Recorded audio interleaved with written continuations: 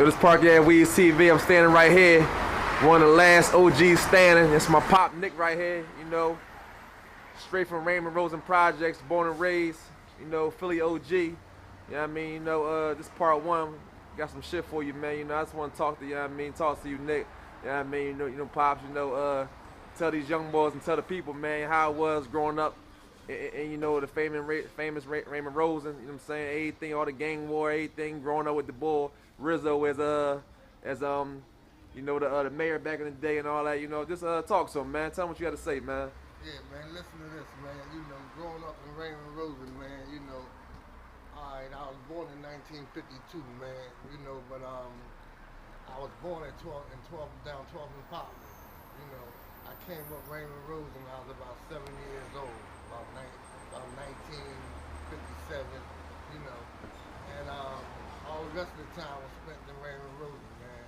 At about 62, I was 10 years old, you know. I had a nice childhood life, man, regular childhood life, you know, a Christian mother, you know, didn't have a father, man, you know, and didn't have a father living with us, man, you know, but my mother, you know, she did the best she could, you know, but by the time I went to junior high school, man, 1964, you know, coming home from school one day, man, you know, dudes asked us where we was from, man. It was about 3 of us, man, you know. And like, you know, we say nowhere, man, you know. They say, well, look, where y'all live at, man? We said, we live 23rd and Diamond, man, Raymond Rosen. So they said, Raymond Rosen, 23rd and Diamond. The next thing you know, we was getting our ass whooped. You know, they whooped our ass thoroughly, you know. So, you know, we took it on the chin. This thing went on for a couple of more days, right? So I couldn't speak for the other 2 brothers, but I got tired of it. I went down 25th and Diamond, man, to the recreation center, man, where, you know, all the jitterbugs was hanging at, you know. Back in our time, that's what we call, you know, the hoodlums, you know, we jitterbugs, hoodlums, whatever, right? So I said, look, man, you know, I've been down this joint, man, since I was 7 years old, man, and I'm tired of getting my ass whooped every day in school, man, and I ain't from nowhere, right? So I want to join the gang. So, you know, a few brothers that I knew, man, they said, you sure you want to do this? I said, yeah. So, you know, they did what they did for me to join the gang. I had to box everybody. They moved on me a little bit, you know, basically they whooped my ass, you know. And from then on, I was part of the clique. And I'm sorry. I know a lot of gangs were sorry that day ever happened, man. Because from there straight up, I gave them hell, man. You know what I mean? And I believe that was the start of my downfall, man. Because I got so interested and hooked up in that gang thing, man, that I forgot about school. I forgot about everything else, man. You know, all I wanted to do was fight, rumble the opposite gangs, man. And that caused me to be incarcerated a lot as a juvenile, you know, in and out the juvenile joints, you know, the juvenile system, you know. And but one thing I learned, man, that whether they from your way or any other way, man, dudes will use you, man. When they find out that you'll pull a trigger or you'll do certain things, man, that you'll take things to another level, man, dudes will use you, man. And it took me a little while to dig that, man. So when I came home from one of the juvenile bits, man, at 19, I was up a joint called White Hill, and it was the last stop for juveniles, you know. After they sent you a few different places and you still act out, they sent you to this joint, upstate Harrisburg, about a mile out of Harrisburg. It was called White Hill back in the day. So when I left White Hill at 19, man, I went up there about like at 16 going on 17. My maximum date was 21. I got out of there 2 years early. I got out of there at 19. I'm gonna Yeah. cut you off real fast. Let them know though, you know what I mean? You played baseball, man. You was a shit Oh yeah, shortstop. You could have made the yeah, pros and everything, you know. yeah. You know, I was an athlete. You know, I was an athlete. I played ball. I played ball, and I believe that I could have made something of my life playing ball. But I was too I was too stupid at the time, and I didn't have a man figure in my life, man. Because as soon as I got up the hill and tried out for a baseball team, man, you know, dude recognized dude recognized in me that I was a dude recognized in me that I was a ball player, man. You know what I mean? And automatically, he put me on his team. And while I was on his team, you know, we won the state, even though we was incarcerated. Even though we was incarcerated,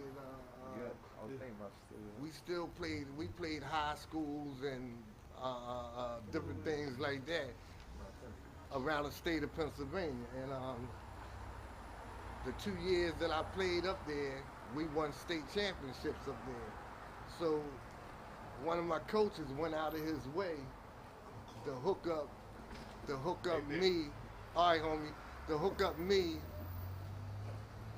a way to come back to school, a little school up in Pennsylvania called Clarion State University, a little Division III school.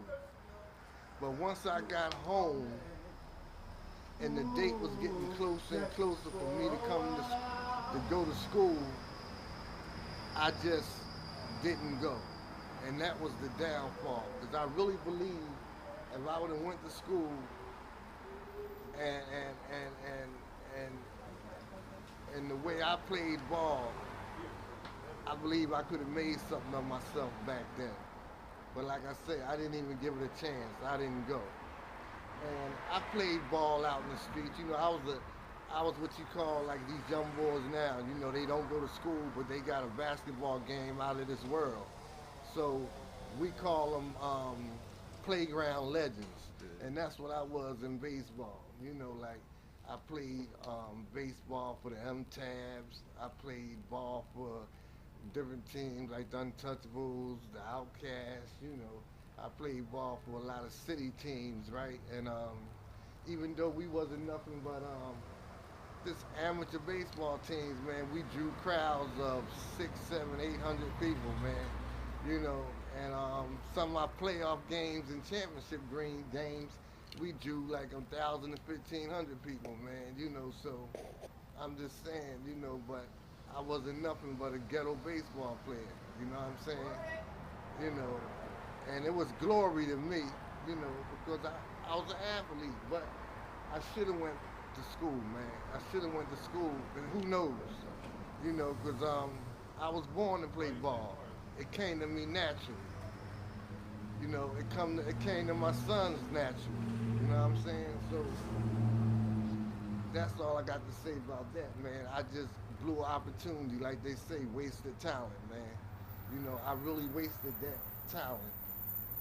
So, you know, I became just another jitterbug in the street, man. You know, like I was having children at an early age. You know what I mean? Uh, uh, uh, uh, uh, you know, I got married for the first time at an early age at 21, which I knew nothing about being married. You know, and I just was doing my thing. At least I call it my thing. But if I had to do it all over again, man, and if I had to tell somebody else, man, follow your dream, man. You know, let your homies go, man, because they not gonna be there.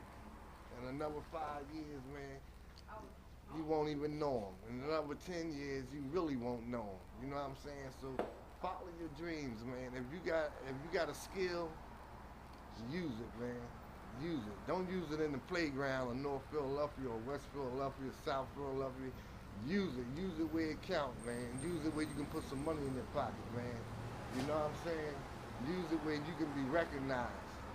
You know what I'm saying? So right now, I have a lot more to say, but right now, you know, I know we're running out of time, and you be hearing from me again, and I drop some real positive stuff on anybody that want to listen, man, because you know what's happening out here right now, man.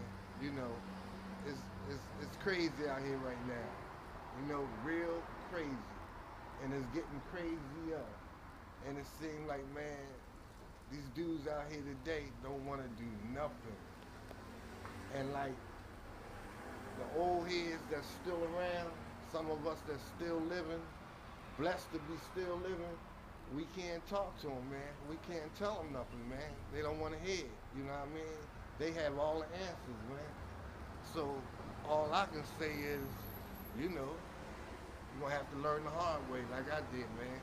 You know what I mean? But like I say, I have a lot more to tell you, man. And the next time me and my cameraman get together, man, I got some more to drop on you, man. You know what I'm saying? A lot more. A whole lot more. You know what I mean? Like I said, y'all, this OG Nick, man, you know, one of Philly's finest. OG standing, you know, a lot of dudes is dead and gone. He's still doing his thing. You know what I mean? In the 60s, man, 61 years old, you know, talking truth to y'all dudes, man. So, this part one, man. We got part two coming, so look out for this shit right here. We out.